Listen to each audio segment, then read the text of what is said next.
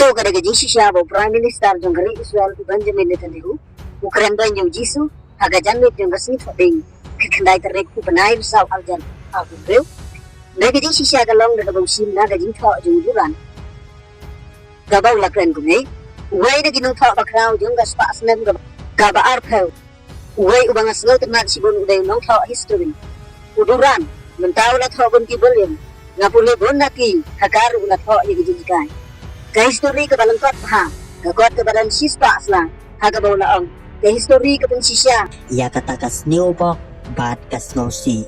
ha ka ba ulo ongro ba u Jisu Kris om don kano ka jeng mentoy halor u Genghis Khan namar lada pilong ki ba klan ba ki ba klem don ka jeng snow sen ai ki ba don bor ka jeng snew kan job ya ka jeng bha bat ka jeng le kaba don bor kan job ro ya ka jinglong kaba renti kumta pim don lapsu nara pi pai ya ka perthai kum baganam menta pi haban nalla banam ya i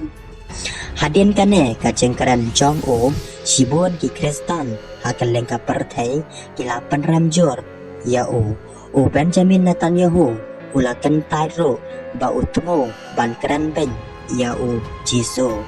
hakaba ula ongro ba ususim yakineki kenten nakakot uwel doran kabakarteng the lesson of history kajeng tmu jong kadairo ban pen i hakatma kajeng bha kumbalahikai da u Jisu Kris kamla banyada yalade lada om don kabor kabaklan persya yakinong shun kibaronar kumbalong u Genghis Khan kumta wala u Benjamin Netanyahu ulo ongru ba utmo pankran pensyongnya halor kabor sipai Henry bun pat kinyam Kristan bat kinong yalamri hakaleng ka perthai kisngo bakane kadai ka jengkran ben namar ulayanu jor ya unong penne jengsok bat u Genghis Khan unong syat kala bat unong penyak breu ki kubor hakaleng ka perthai nado ki baret hado ki bahe kila ya yo pha da ka bakamro ba u Prime Minister chong ka Israel ula kran ben ya u Jisu Kris komta u Benjamin Netanyahu hadin kane ula pensyairo hakarensan ex Twitter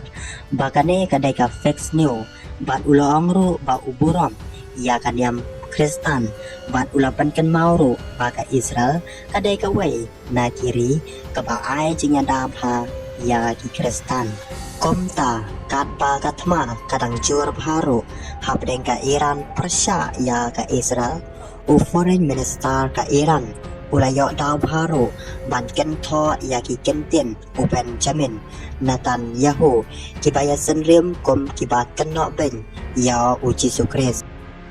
Kini kiai baro kidai tang kabut yang gibasong ya kari Islam na kapag sintang diet ya video tang kuno ba ki Kristan situluk aga perkai kenya i bagin sion ya kari Islam namar kata parlo bat para bangai ngindai bangai kan ha di social media lam dati pha bat bantai pha ya kiai baro. One of the greatest writers of the 20th century, someone that I admire a lot, was the historian Will Durant. Now, he wrote